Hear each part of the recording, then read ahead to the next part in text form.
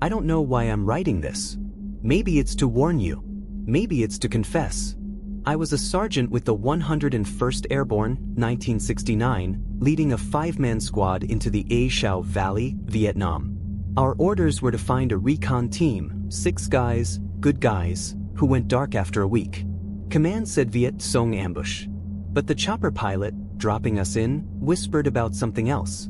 Something older than the war, hungrier than the VC. I laughed it off. I shouldn't have. The jungle swallowed us whole. The air was thick, humid, like breathing through a wet rag. It smelled of rot, mold, dead leaves, and something sharper, like blood. Leeches clung to our boots, squirming under socks. Mud sucked at our feet, heavy with every step. No birds, no insects, just the distant rumble of B-52s and the drip drip drip of rain through the canopy. My squad was all I had. Lieutenant Carter, 26, West Point, always quoting regs, his M16 slung tight. Private Hicks, a Georgia kid, 19, clutching a rosary, muttering about his grandma's ghost stories. Specialist Nguyen, our translator, born in Saigon, eyes sharp, knew the jungle like his own skin. Corporal Reese, the radio man, 22, with a laugh that could cut through fear.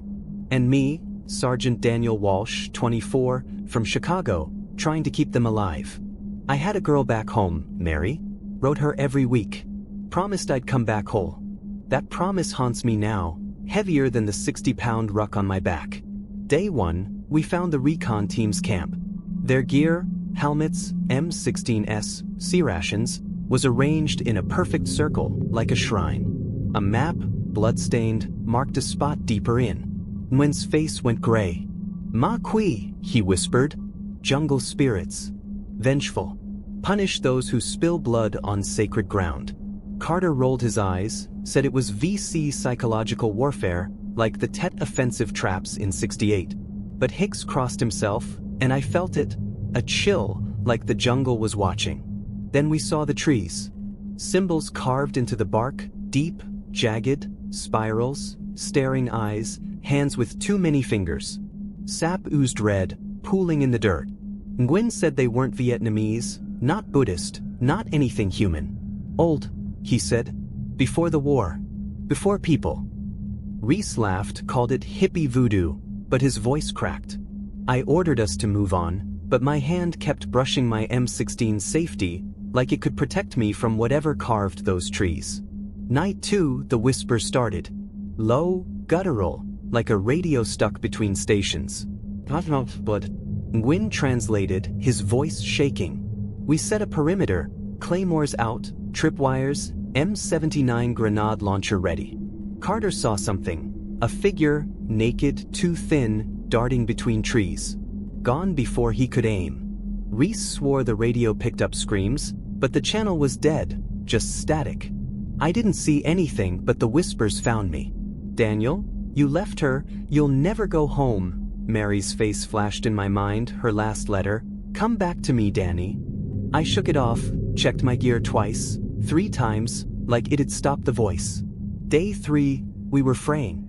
Hicks prayed nonstop, his rosary cutting into his palm, blood dripping. Carter stopped shaving, his face gaunt, muttering about eyes in the dark. Nguyen sketched the symbols in the dirt, over and over, like he was in a trance.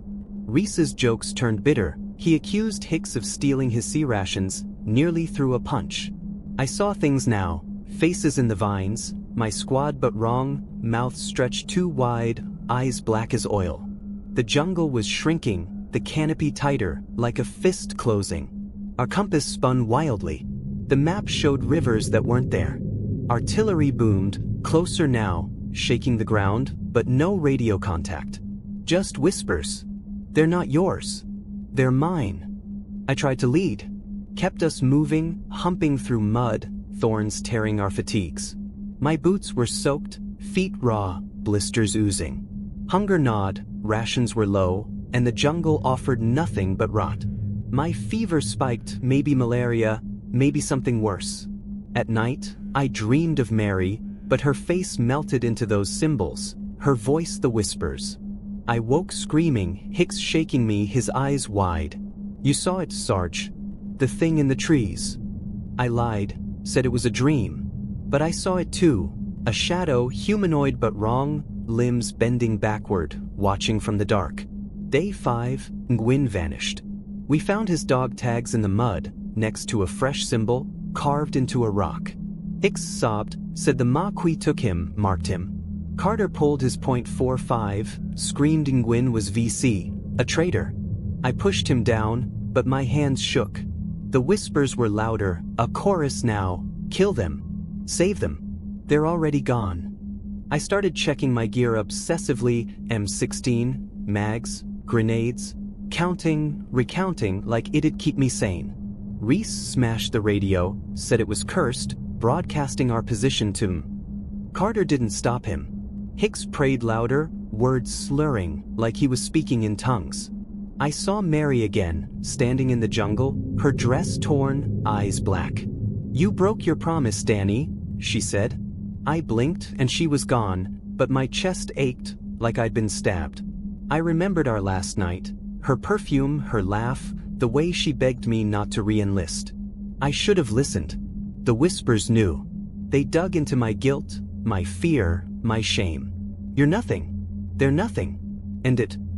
Day 6, I broke. Hicks screamed in the night, said the symbols were on his skin. I checked. Nothing but sweat, dirt, and blood from his rosary. But his eyes, they weren't his anymore. Too black, too deep. Carter's face was wrong too, his smile sharp, like a predator's. Reese kept whispering to himself, not words, just sounds. I heard the whispers clearest now. They're not your squad. They're vessels. Empty. I believed them. God help me, I believed them. I stopped sleeping. My fever burned, skin hot, vision swimming. My left arm itched. When I looked, faint lines, like the symbols, traced under my skin. I scratched until I bled, but they stayed. The jungle was alive, vines moving when I turned away, roots tripping me. Artillery stopped, leaving silence, except the whispers and my pulse, pounding like a drum. I saw the squad as they really were, hollow, their faces masks, the Maquis inside. I had to save them. I rigged the claymores, cut the wires, rerouted them inward. Told Carter and Hicks we were setting an ambush for VC. Reese was gone, wandered off, or taken, I don't know. They trusted me, followed me to a clearing, the symbols everywhere now, carved on every tree, glowing faintly. I saw Mary again, nodding, her face half gone. Do it, Danny, she whispered. I detonated the claymores. The blast was deafening, fire and screams, the jungle roaring back. Hicks's rosary flew past, beads scattering. Carter's hand, still gripping his .45, landed at my feet. I ran, lungs burning, fever spiking, until I collapsed in this bunker, a VC hideout, damp, stinking of mildew and death. I'm writing this on a torn poncho, my last flare flickering. My arms worse, symbols deeper, moving like veins. My reflection in a puddle isn't me. My eyes are wrong, too wide like the trees. The whispers are gone, but I hear scratching outside, nails on stone, slow, deliberate. Sometimes I see them, Carter, Hicks, Nguyen, standing in the dark, mouths open, no sound. Mary's there too, her face a spiral, her voice the jungle's. I'm not going home. I broke my promise. The Maquis own me now. If you find this, don't come looking. Burn the valley. Burn it all. They know your name and they're waiting. I hear them now, closer, scratching, whispering. Mamau. Blood. My blood. I'm sorry, Mary. I'm so sorry. I was SAS, Gulf War, 1991. Operation Desert Storm. Our four-man team was tasked with sabotaging an Iraqi communications outpost in the western desert, a speck in the sand 50 miles from nowhere. Simple job. Get in, plant C4, get out. We'd done it before, Kuwait, Saudi border, no sweat. But this mission broke me. I'm writing this because I need to know I'm not crazy. I need to know if anyone else has seen what I saw. The desert was hell. Daytime. The sun was a hammer, 120 degrees Fahrenheit, baking us in our kit. Sand stung our faces, clung to our L-85 rifles, jammed our goggles. At night, it dropped to freezing, the wind howling like a living thing. We move in a Land Rover, tracks erased by the dunes. My team was my family out there. Captain Ellis, 32, RCO, calm as stone, always humming old jazz. Corporal Davies, 27, our medic, cynical, chain smoking when brass wasn't looking. Lance Corporal Patel, 24, our sniper, devout Sikh, prayed 5 times a day, even under fire. And me, Sergeant Tom Harper, 29, demolitions from Leeds, with a wife, Sarah, and a kid, Emma, waiting back home. I kept their photo in my pocket, creased but sacred. We hit the outpost at 0400. Small, just a radio tower and a bunker. No guards. Odd, but we didn't question it. I wired the C4. Ellis gave the signal, and we blew it to hell. Fire lit the dunes, black smoke curling like fingers. That's when we saw it, half buried in the sand. A ziggurat stepped, ancient, older than Babylon. Stone black as obsidian, untouched by the wind. A hum came from it, low, vibrating in our teeth. Ellis called it a find for the history books. Davy said it gave him the creeps, like a tomb. Patel just stared, his prayer bead still. I felt it too, a pull, like the ziggurat won us closer. We should have left, but curiosity, or something worse, took us. We climbed the steps, air growing colder, heavier, like breathing oil. Inside a chamber, walls carved with scenes. Men kneeling, offering blood to a shape. Too many limbs, no face, just eyes, endless eyes. The hum was louder, rattling my skull. I saw Sarah's face in my mind, her last words, "Come home, save Tom." I gripped her photo, my anchor. Night fell, and the desert changed. The wind carried voices, whispers, not Arabic, not English, just wrong. Eternal small nothing.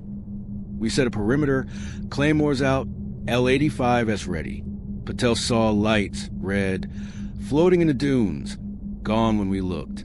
Davy swore his radio picked up static, but it was garbled like chanting. I checked my C4, counted my detonators twice, 3 times to stay grounded. Then Davies vanished. No scream, no tracks, just his smokes and medkit left in the sand. Ellis's calm cracked. He yelled at us to tighten up, but his eyes were wild. Day 2, we went back inside the ziggurat.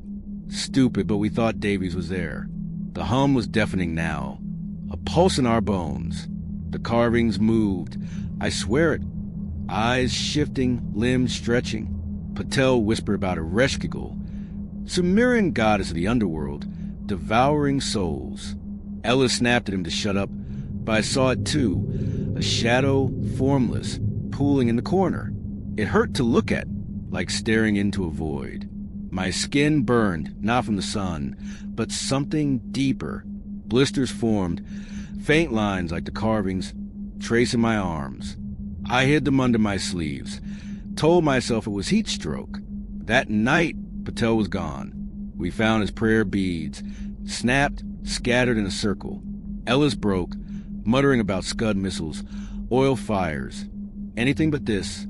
I heard the whispers clearer. You are dust. You are mine.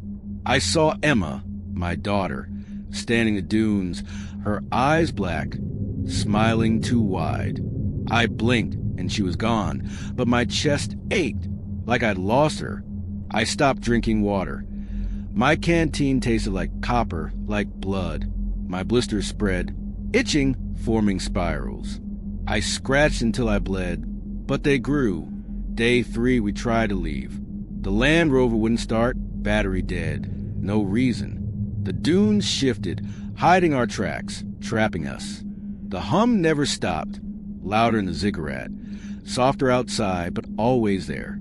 Ellis saw Davies, or something wearing his face, grinning in the dark. He fired his L-85, rounds tearing the sand, but nothing was there. I saw Patel too, his throat gone, pointing at me. The whispers laughed. They're gone. You're next. I checked my C4 again, my hands shaking, counting, recounting like it had saved me. Night 3, it came. A thing, no shape, just darkness, taller than a man, eyes like dying stars. It spoke, not in my ears, but my mind, riddles about time, stars, eternity. You are small. You will kneel. Ellis screamed, dropped his rifle, clawed his face. He fell skin gray like he'd been dead for days. No wounds, no blood. I ran, dragging my gear, into Ziggurat, the only place left. The hum was a scream now, shaking the walls.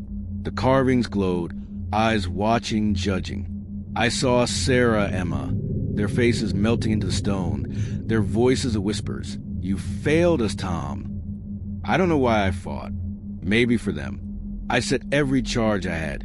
C4, deck cord, all of it, around the chamber.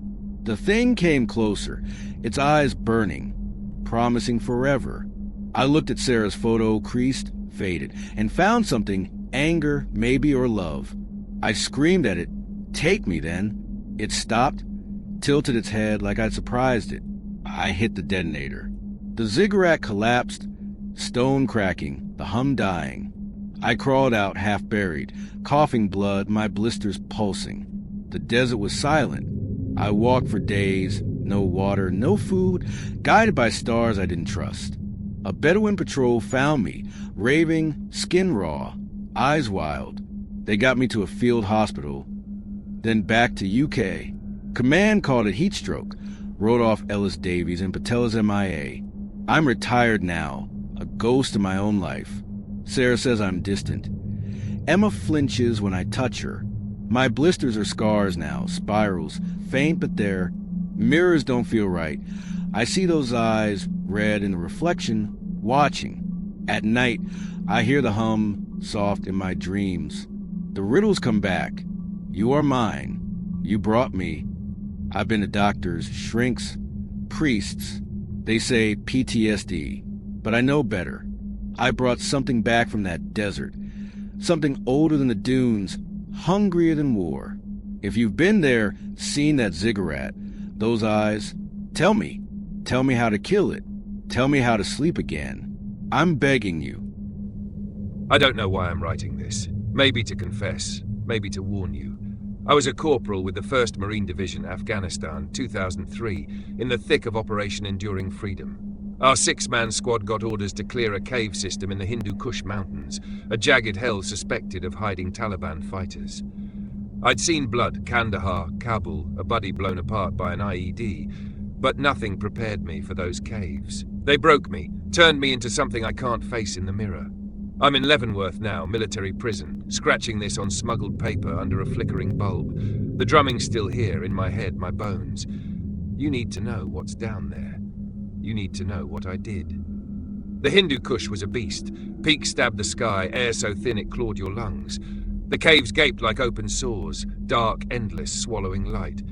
We humped in under a grey dawn, loaded with M4 carbines, AN PVS-7 night vision goggles, and 80-pound rucks. My squad was my family, all that kept me sane. Sergeant Miller, 30, Boston-born, a bulldog with a dip, can always tucked in his cheek, trusted me to lead point. Private Lopez, 22, from Laredo, Texas, clutched a St. Christopher medal, his Catholic faith a shield. Lance Corporal Hayes, 24, our comms guy, a sci-fi nerd from Seattle, always quoting Star Trek to lighten the mood. Private First Class Khan, 21, Pakistani-American, our translator, quiet, with eyes that saw too much. Private Ruiz, 19, Brooklyn kid, cocky, his dog tags engraved with no fear. And me, Corporal Jake Callahan, 25, from Akron, Ohio, with a mom who sent letters begging me to come home alive. I kept her photo in my flak creased, my anchor. I failed her. My knee was already bad, shrapnel from O2 patrol, aching with every step.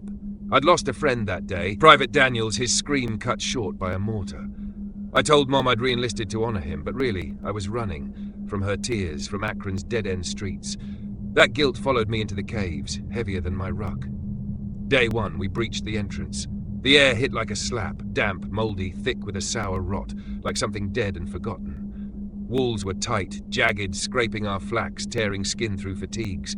Our NVGs cast green shadows, flickering like the batteries were dying too soon. Echoes haunted us, drips, our boots crunching gravel, our ragged breaths. Then we heard it, a drumming, faint, rhythmic, like a pulse deep in the stone. Miller spat tobacco, said it was water or wind. Lopez gripped his medal, whispered about gin, spirits his abuela swore could steal your soul. Khan nodded, voice low, said Afghan elders spoke of a god older than Islam, bound in these mountains, wakened by blood. Ruiz snorted, called it Dungeons and Dragons bullshit, but his smirk faltered.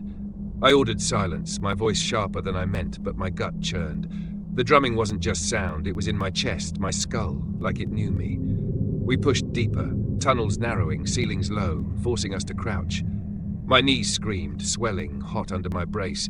The air grew toxic, stinging our throats, eyes watering.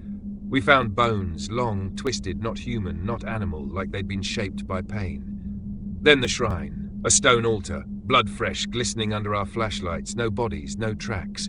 Carvings covered the walls, spirals, staring eyes, claws reaching from shadows. They seemed to move, or maybe my NVGs glitched. The drumming surged, vibrating my teeth, my bones. Hayes's radio screeched static, then a voice, guttural, not Pashto, not English. Ka! Ka! Khan froze, whispered, wrath.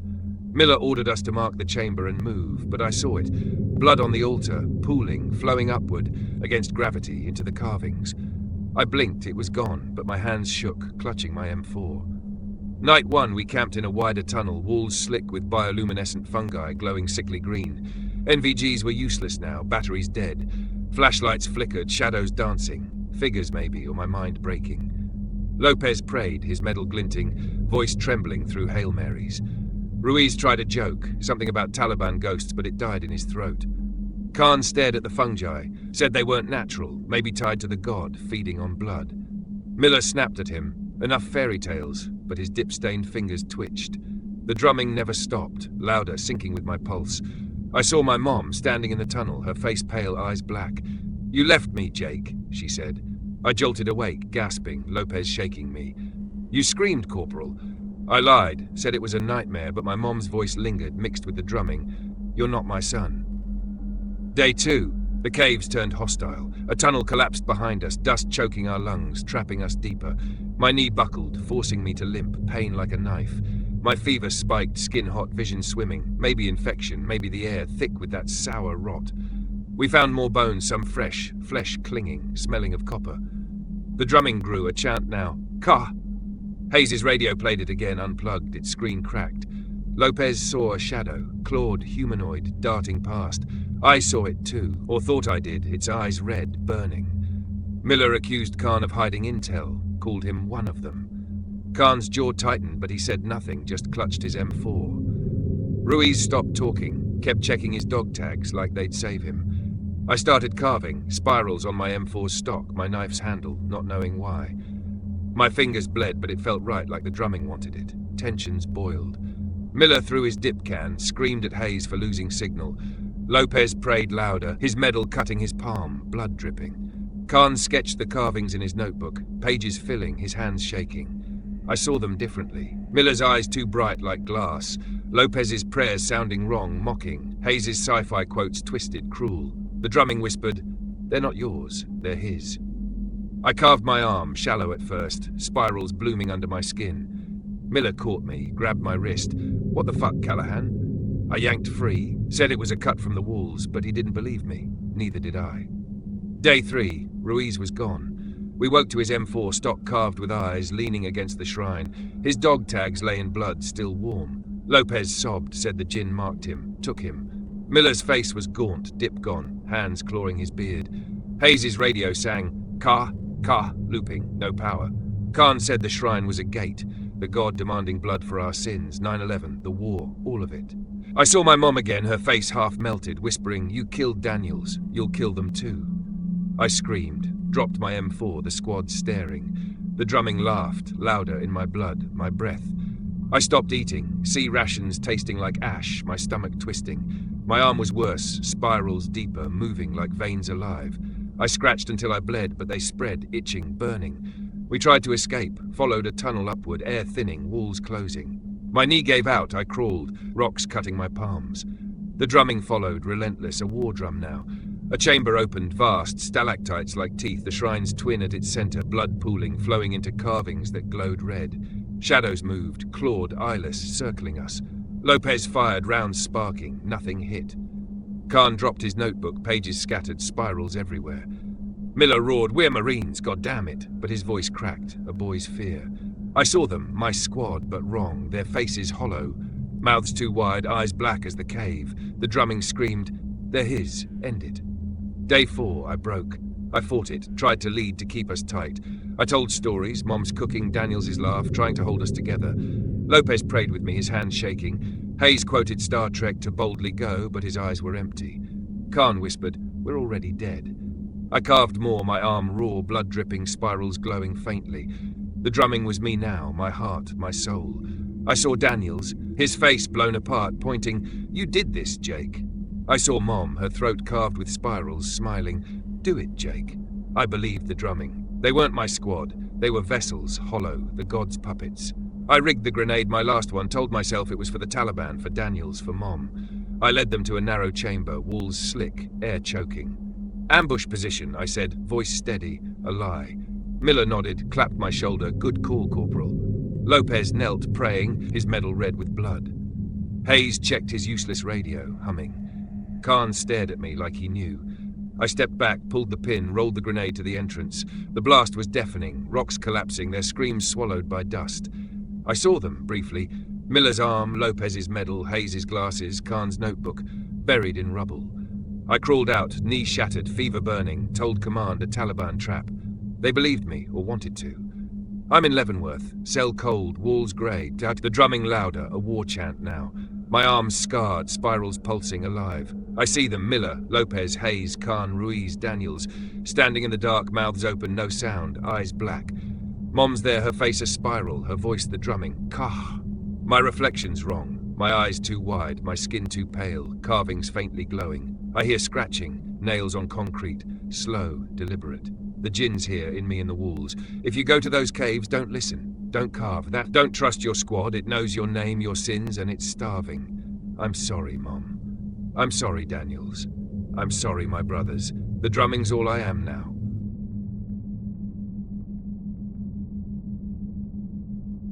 I was Spetsnaz, Syria, 2016.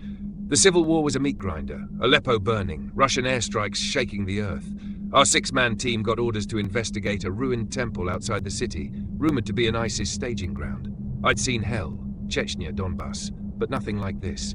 The temple wasn't just a ruin, it was alive, hungry, and it changed me. I'm writing this from a dacha outside Moscow, alone, because I need answers. I need to know if anyone else has seen what I saw, felt what I feel. I need to know what I've become. The desert was brutal, sand choking our lungs, heat miraging the horizon. We moved in a BTR-80, tracks grinding, AK-12 rifles slung, all and 10 drones buzzing overhead. My team was my blood. Captain Dmitry Volkov, 34, grizzled, a vodka-swilling poet who quoted Pushkin under fire. Lieutenant Alexei Morozov, 29, our medic, devout Orthodox, always fingering a silver cross. Senior Sergeant Ivan Petrov, 31, comms, a bear of a man with a laugh like thunder. Sergeant Yuri Kuznetsov, 27, demolitions, chain-smoking, cynical about everything. Private Mikhail Sokolov, 23, our youngest, a farm boy who carried a photo of his sister. And me, Senior Sergeant Nikolai Ivanov, 30, sniper from St. Petersburg, with a wife Elena and a daughter, Anya, waiting back home. I kept their locket in my vest, a promise to return. That promise is ash now. I wasn't always a soldier. I wanted to be a teacher, but conscription pulled me in, and war kept me. Chechnya left scars, a limp from shrapnel, nightmares of a friend's throat cut. Elena begged me to quit, but I re-enlisted, chasing duty, or maybe running from myself. That guilt followed me to Syria, heavier than my 50-kilo kit.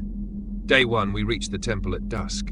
It loomed, ancient, Assyrian, its stone blackened, statues of winged bulls cracked but watching. The air was wrong, cold, despite the desert heat, smelling of ash and old incense. Aramaic inscriptions snaked the walls, unreadable but sharp, like they cut the light. A hum pulsed, faint in our bones. Volkov called it a recon job, in and out. Morozov crossed himself, said it felt like a grave. Petrov's radio hissed static, no signal, even with the Orlan above. I checked my SVD Dragunov. Scope clean. Rounds counted, a sniper's ritual to stay grounded. but my skin prickled like eyes were on me. We breached the entrance, torchlight flickering, shadows leaping. The chamber was vast, ceiling lost in dark, floor littered with shattered pottery, bones, human, old, some fresh. Statues lined the walls, eyeless, mouths open, as if screaming. The cold deepened, frosting our breath, stinging our fingers. Kuznetsov lit a cigarette, said it was some Indiana Jones shit, but his hands shook. Sokolov clutched his sister's photo, whispering her name, Katya. The hum grew, vibrating my teeth, my skull. I saw Elena standing in the dark, her face pale, eyes black. "You won't come home, Kolya," she said. I blinked, she was gone, but my chest ached, locket heavy against my heart. Night 1, ISIS hit us. Bullets sparked off stone, an ambush from the ruins. We returned fire, AK-12s roaring, my SVD picking off shadows, 3 down, clean shots. Kuznetsov tossed a grenade, collapsing a wall, but Morozov took shrapnel, blood soaking his sleeve. We fell back into the temple, barricading the doors with rubble. The ambush stopped, silence worse than gunfire. Then we saw it, a figure, tall, draped in rags, no face, just a void where eyes should be. It moved, slow, gliding, and touched Morozov. He screamed, dropped, skin grey, eyes wide, like he'd seen eternity. No wounds, no pulse. Volkov fired, rounds passing through, sparking stone. The figure vanished, but the cold stayed, the hum louder, whispering, "Fear, give me fear." Day 2, we were trapped. The doors wouldn't budge, sealed by something heavier than rubble. My limp worsened, shrapnel scar burning, each step agony. My fever spiked, maybe from dust, maybe something worse. My eyes stung, vision blurring, colors too sharp. The temple shifted, passages closing, new ones opening, like it breathed. We found a deeper chamber, walls carved with scenes, men offering hearts to a winged shadow, its eyes endless, red. Blood seeped from the carvings, pooling, flowing upward, defying gravity. Sokolov sobbed, said it was Pazuzu, an Assyrian demon his professor uncle mentioned, feeder on fear. Volkov snapped, "No myths, Private," but his vodka flask was empty, his hands shaking. The figure came again, night 2. Petrov saw it first, in the dark, his radio screaming Aramaic chants, unpowered. It touched him and he fell, grey, lifeless, his laugh silenced. Kuznetsov fired his AK, screaming curses, but the figure was gone. The hum was a chant now. "Fear, your fear, mine." I saw Anya, my daughter, in the shadows, her throat cut, whispering, "You left me, Papa." I aimed my SVD, finger trembling, but she vanished. My eyes burned, pupils dilating, reflecting red in my scope's lens. I hid it, told myself it was fatigue, but my hands carved spirals on my rifle stock, my knife, blood welling, like the temple wanted it. Day 3, we tried to break out. Kuznetsov rigged C4, blew a wall, but the passage collapsed, trapping Sokolov. We dug, hands bleeding, but his screams stopped. Only his sister's photo left, smeared with blood. Volkov broke, quoting Pushkin, and the heart burns and the heart aches, over and over, eyes wild. The temple's cold was frostbite now, blackening my fingers, Kuznetsov's toes. The carvings glowed, eyes moving, watching. I saw my team differently, Volkov's face too sharp, Kuznetsov's smirk too wide, their voices wrong, like the demons. The hum whispered, "They're not yours, they're mine." I stopped drinking, water tasting like ash, my throat raw. My eyes were worse, glowing faintly, red in the dark. I covered them, lied to Volkov, said it was dust.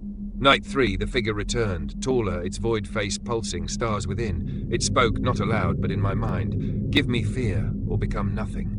Kuznetsov screamed, clawed his face, and fell, grey, dead. Volkov fired, then turned on me. "You're one of them, Ivanov." His knife grazed my arm, blood mixing with spiral carvings, now deep, alive, moving under my skin. I disarmed him, but the figure was there, reaching. I saw Elena, Anya, their faces melting, screaming, "You failed us." I ran, deeper, into a sanctum, the heart of the temple. Statues circled an altar, blood flowing, the hum a scream, shaking stone. Day 4, I was alone. Volkov was gone, taken or lost, his flask left behind. The temple was alive, walls pulsing, inscriptions whispering my name, Nikolai, fear. My fever burned, eyes glowing brighter, red as the carvings. My fingers were black, frostbitten, nails splitting, but I felt no pain, only cold, endless cold. I saw my squad, Morozov, Petrov, Kuznetsov, Sokolov, Volkov, standing in the dark, grey, eyeless, mouths chanting, "Fear, fear." I saw Chechnya, my friend's throat cut, his blood on my hands, Elena's tears, Anya's laugh, all twisted, mocking. The figure loomed, its void face a mirror, showing me, eyeless, grey, nothing. I don't know why I fought. Maybe for Elena, Anya, the locket against my chest. I'm a sniper, trained to stay calm, to breathe, to aim true. The figure fed on fear, so I gave it none. I stood, looked into its void, and said, "Take me then." My voice was steady, my heart slow, no fear, only defiance. It tilted its head, stars dimming, and screamed, a sound like worlds dying. The hum stopped, the cold lifted, statues cracking. I fired my SVD, not at it, but the altar, rounds sparking, blood exploding, the carvings darkening. The figure vanished, the temple silent. I crawled out, dawn breaking, my team gone, their gear buried in rubble. A Russian patrol found me, raving, eyes glowing, frost-bitten hands bleeding. They got me to a field hospital, then home. Command called it shell shock, wrote off my squad as KR, ISIS ambush. I'm retired, a ghost in my dacha, Elena distant, Anya scared of my touch. My eyes are wrong, red, glowing faintly, pupils slits like a cat's. Mirrors show shadows winged behind me. My hands are scarred, spirals pulsing, never healing. At night I hear the hum soft in my bones, Aramaic whispers, "You are mine." I feel no fear, not of death, of war, not of the dark. My team calls it courage, but it's not. It's empty, cold like the temple. I've seen priests, doctors, shamans. They say trauma, but I know better. I faced Pazuzu or something older, hungrier. I survived, but it took something, my fear, my soul, maybe both. It gave me something too, this cold, this nothing. If you've been to that temple, seen those statues, those eyes, tell me. Tell me what it was. Tell me how to feel again. I'm begging you, because the hum's getting louder and I don't know how long I can stay me.